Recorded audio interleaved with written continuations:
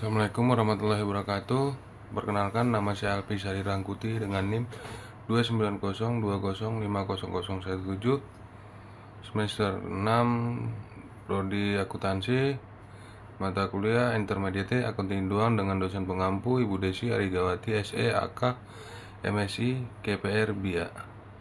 Pada kesempatan ini saya akan membuat video pembelajaran untuk mata kuliah tersebut dalam rangka pengganti tugas UTS yang berjudul struktur laporan keuangan.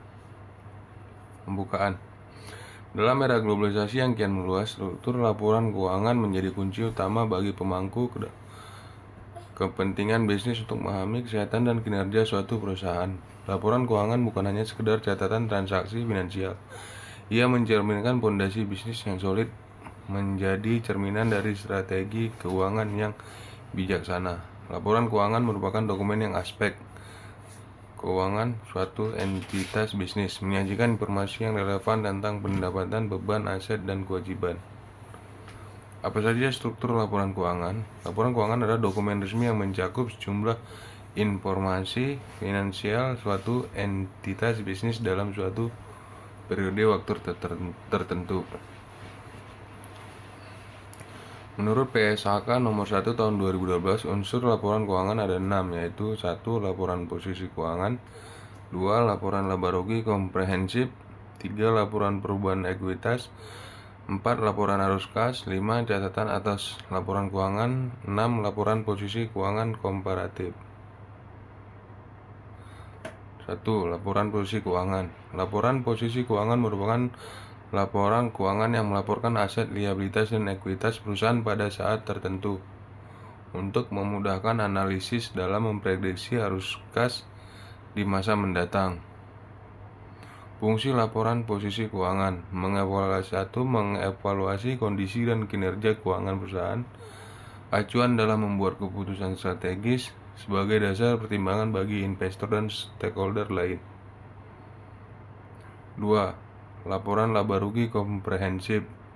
Laporan laba rugi komprehensif adalah laporan laba rugi. Ini merupakan semua sumber pendapatan dan pengeluaran, termasuk pajak dan biaya bunga. Sayangnya laba bersih hanya memperhitungkan pendapatan yang diperoleh dan biaya yang dikeluarkan.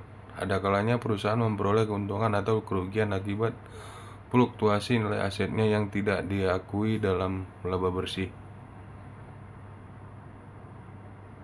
Beberapa contoh keuntungan atau kerugian yang belum direalisasi adalah: 1.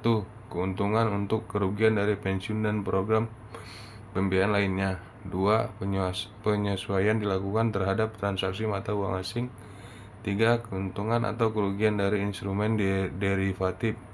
4. Keuntungan atau kerugian yang belum direalisasi dari surat utang. Yang terakhir, nomor 5, keuntungan atau kerugian yang belum direalisasi dari efek tersedia untuk dijual. 3. Laporan perubahan ekuitas. Laporan perubahan ekuitas adalah jenis laporan yang berisi informasi tentang perubahan modal yang diakibatkan oleh adanya pengurangan atau penambahan laba atau rugi dan transaksi keuangan dalam perusahaan dalam suatu periode tertentu. Fungsi laporan perubahan ekuitas. Laporan perubahan ekuitas ini sengaja dibuat untuk menyampaikan laporan terkait perubahan yang terjadi pada modal usaha atau suatu perusahaan. Selain itu, adanya laporan ini dapat memberikan gambaran dari sumber dana atau investasi yang dihasilkan pada suatu periode. 4. Laporan arus kas atau cash flow statement. Laporan arus kas memberikan informasi mengenai arus kas dan keluar uang selama periode waktu tertentu. Dibagi menjadi 3 bagian utama: arus kas dari aktivitas operasional, investasi, dan pandangan. Laporan ini membantu mengidentifikasi seberapa baik perusahaan menghasilkan uang tunai dari operasinya, mengelola investasi, dan memenuhi kebutuhan pendanaan. 5. Catatan atas laporan keuangan atau CALK. Catatan atas laporan keuangan disusun berdasarkan penjelasan terkait jenis laporan keuangan neraca, laba rugi, perubahan modal, dan arus kas perusahaan. Hal ini dilakukan agar perusahaan memiliki pemahaman baik terkait pengelolaan dana secara menyeluruh. Catatan atas laporan keuangan ini biasanya dibuat oleh perusahaan berskala besar guna pengungkapan informasi laporan keuangan yang memadai. 6. Laporan keuangan komparatif. Laporan keuangan komparatif adalah laporan keuangan yang membandingkan bisnis, arus kas, keuntungan, dan metrik keuangannya lainnya dari tahun-tahun sebelumnya dengan tahun berjalan. Laporan neraca komparatif biasanya mencakup 2 atau lebih periode keuangan yang berbeda, seperti 2 tahun buku atau 2 kuartal. Format laporan keuangan. Laporan keuangan adalah dokumen formal yang mencerminkan posisi finansial dan kinerja suatu perusahaan selama periode waktu tertentu. Secara umum, laporan keuangan terdiri dari beberapa bagian utama yang memberikan gambar menyeluruh tentang aspek finansial perusahaan. 1. Judul laporan.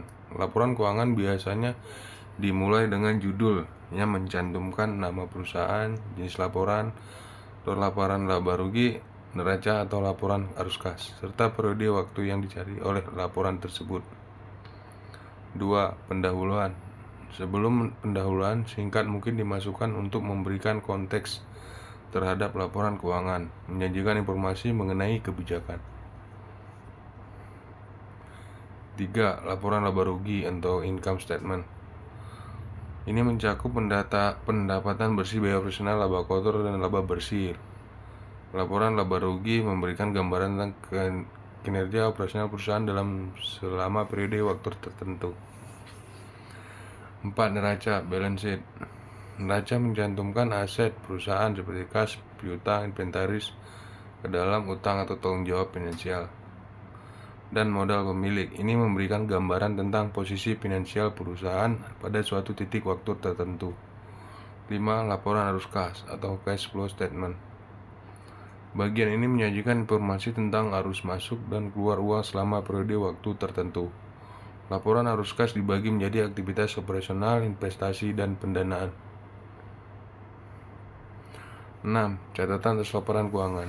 Bagian catatan merupakan tempat di mana perusahaan memberikan penjelasan lebih lanjut mengenai kebijakan akuntansi yang digunakan, estimasi dan asumsi yang dibuat, serta informasi tambahan yang mendukung angka-angka dalam laporan keuangan. 7.